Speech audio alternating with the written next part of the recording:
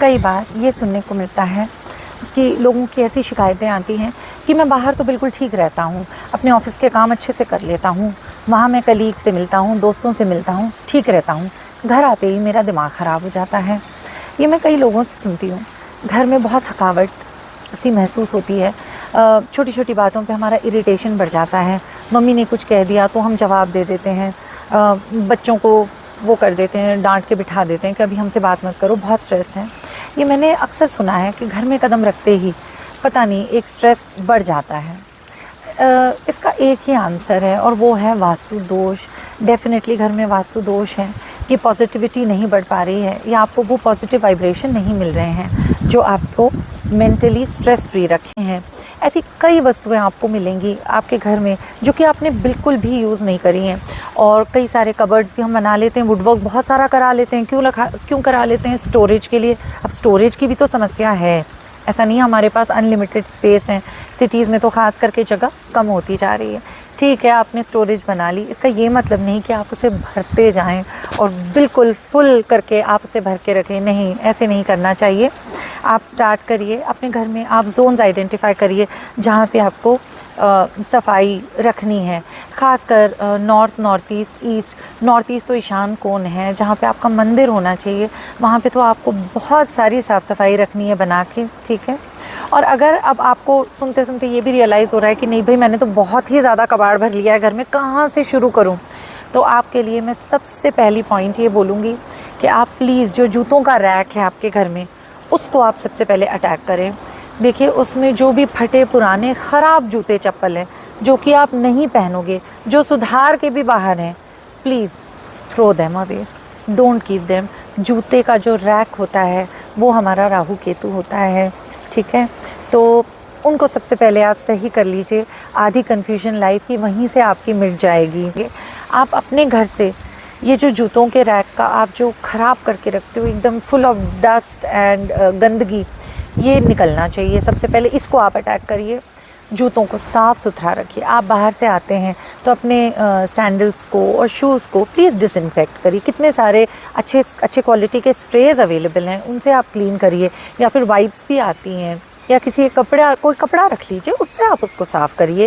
You know, there so many ways to do it. उससे ना आपके जूतों से भी कभी बैड स्मेल नहीं आएगी और आपके जूते का रैक भी ठीक रहेगा।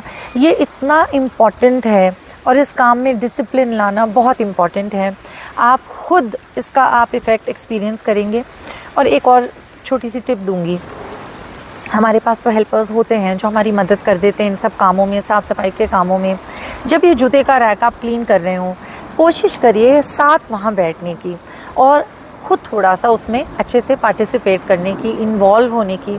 आप मानिए विदिन 2 वीक्स आपको इसका रिज़ल्ट मिलेगा। एक तो जब आप ये काम कर लेंगे, आपको ना समझ नहीं आएगा कि इस काम में मुझे सेंस ऑफ अकम्पलिशमेंट क्यों मिल रहा है ना। हम यूजुअली क्या सोचते हैं, जब प्रमोशन हो जाता है, हमने बहुत कुछ हासिल कर लिया, अरे वाह, आज मुझे बॉस ने मेरी तारीफ़ करी या मैंने कोई गाड़ी खरीद ली।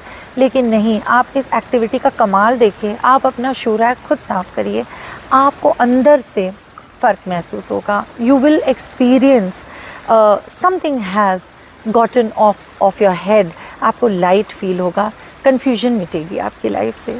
तो मेरा पहला उपाय है कि आप please just go, if you don't know where to make a beginning from, just start with your shoe rack. आगे बढ़ते हुए एक और टिप राहु केतु के लिए जो कि आप कर सकते हो, पॉसिबल है।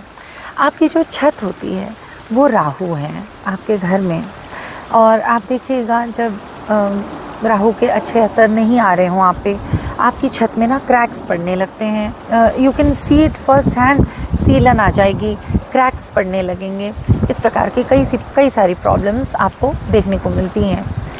कई घरों में मैंने देखा है, जब छत वाला मकान ले लेते हैं, बना लेते हैं, या आपका अगर टॉप फ्लोर का फ्लैट है जिसमें कि आपको छत प्रोवाइड हुई है, यू गेट वेरी एक्साइटेड कि वाह वाह छत है, हम यहाँ योगा करेंगे या हम यहाँ पे प्लांट्स लगाएंगे, हम ऐसे करेंगे वैसे करेंगे।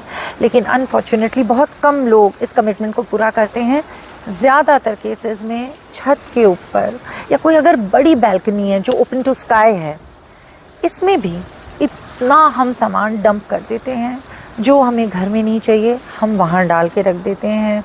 कहीं किसी कोने में जमता जा रहा है।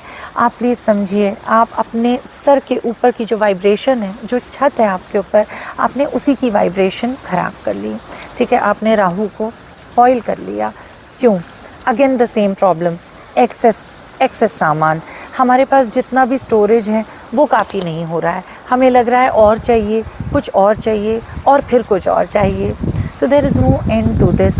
अगर आपकी भी यही स्थिति है कि आपके छत पे बहुत सारा सामान पड़ा हुआ है, और अब ये हाल है कि ऊपर आप जब कभी कोई हाउस पार्टी करते हैं या अपने फ्रेंड्स को भी इनवाइट करते हैं, उसे जैसे तैसे आप छुपा रहे हैं। No, it is not good. इस सिचुएशन में हमें बिल्कुल एक माइंड को अपने हमेशा अलर्ट रखना है कि नहीं, हम कोई ऐसी चीज़ नहीं खरीदेंगे जिससे कि हम अपने घर को भरते जा रहे हैं। तो प्लीज़, मैंने अभी आपको 2 जोन्स बताए, एक तो shoe rack which has to be done on priority, and the same goes for terrace. Please, आपने जो भी बेकार की चीज़ें ये सोच के कि हम बाद में यूज़ करेंगे, अपने टेरेस में फेंक के रखा हुआ है, इसको पहले वहाँ से हटा लीजिए। It is not doing any good to your vastu. Rahu Ketu shadowy planets हैं, इनका असर समझने में भी बहुत टाइम लग जाता है। तो वो अपना काम करते रहेंगे और आप कंफ्यूज रहेंगे, अपसेट रहेंगे, डिप्रेस रहेंगे, घर में चिड़चिड़े बने रहेंगे। तो अगर इसे आपको दूर करना है तो सबसे पहले यहाँ से आप अपनी स्टार्ट कर लीजिएगा। जो तीसरा टिप मैं आपको देने वाली हूँ राहु के विषय में, वो है हमारे वॉशरूम्स। जो हम बाथरूम यूज़ करते हैं हमारे घर में, उस पर हम थोड़ी सी मेहनत करके डेली बेसिस पे सिस्टमैटिकली उसको अच्छा रखें, हम अपना राहु सुधार सकते हैं या घर के वास्तु को बेनिफिट कर सकते हैं। कैसे करेंगे? बाथरूम को अच्छा स्मेलिंग रखना है, बाथरूम को ड्राई करना है, बाथरूम की छत पे ध्यान देना है। अगर सीलन है या कोई प्रॉब्लम है, उसकी तुरंत मरम्मत करवाइए, ये बहुत आगे डैमेज देता है। अपने बाथरूम्स में एग्जॉस्ट लगाइए, उसको अच्छे से यूज़ करिए। कमरों का दरवाज़ा नहीं खोलिए बाथरूम को ड्राई करने में। अब प्रॉब्लम ये भी हो गई है, देखिए पुराने ज़माने में ना बाथरूम्स घर पे नहीं होते थे, वी ऑल नो दैट। तब तो सारा वास्तु अच्छे से फॉलो हो रहा था। अब ये है कि फ्लैट्स में हम लोग रहते हैं, अपार्टमेंट फ्लोर्स में रहते हैं, इवन बंगलोज़ में, हर घर में, हर कमरे में आपको अटैच्ड वॉशरूम मिलता है। तो हमें क्या करना होगा ना, इन वॉशरूम्स को ड्राई करना होगा। इनको हम अगर वेट छोड़ देंगे, अगर आपके पास हेल्प है, प्लीज़ यूटिलाइज़ देम। अगर आप खुद अपने वॉशरूम्स को मेंटेन करते हैं, डू इट रेगुलरली। स्नान करने के बाद भी यहाँ वहाँ पानी नहीं छोड़ना है। Invest in wipers, so easy to use, उसको आप यूज़ करिए। अपने बाथरूम्स को dry, clean and good smelling रखिए। इन 3 छोटे छोटे टिप्स से राहु के ऊपर क्या बताया मैंने, सबसे पहले जूतों का रैक, राहु केतु दोनों ठीक होते हैं इससे। सेकंड, छत, और थर्ड जो है वो है आपके बाथरूम्स। इसकी आप सबसे पहले हैबिट स्टार्ट करें। चौथी बात मैं ये बताऊंगी राहु के लिए कि आपके पास जितने भी नॉन फंक्शनल इलेक्ट्रॉनिक आइटम्स हैं या इवन घड़ी है ना, इसको आप क्या करिए, प्लीज़ बनवा लीजिए।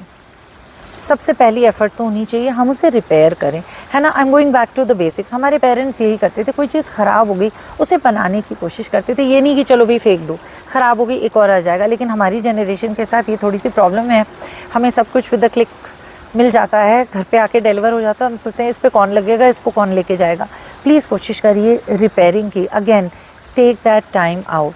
और अगर कोई वस्तु ऐसी है कि जिसको कि आप नहीं रिपेयर कर सकते, बहुत दूर जाना है या इसका पार्ट ही नहीं है, तो प्लीज़ उसको करेक्टली डिस्पोज ऑफ करिएगा, रिस्पॉन्सिबली डिस्पोज ऑफ करिएगा, इलेक्ट्रॉनिक्स को स्पेशली। लेकिन अपने घर में इलेक्ट्रॉनिक्स का कबाड़ मत जमने दीजिए। It is doing a lot more harm to you than you can imagine. ये है मेरा 4th टिप आपके राहु को लेकर। इवन जो आपके वायर्स हैं, जो केबल्स पड़े होते हैं, वो आपका केतु होता है घर में। तो इनको प्लीज़ मैनेज करिए।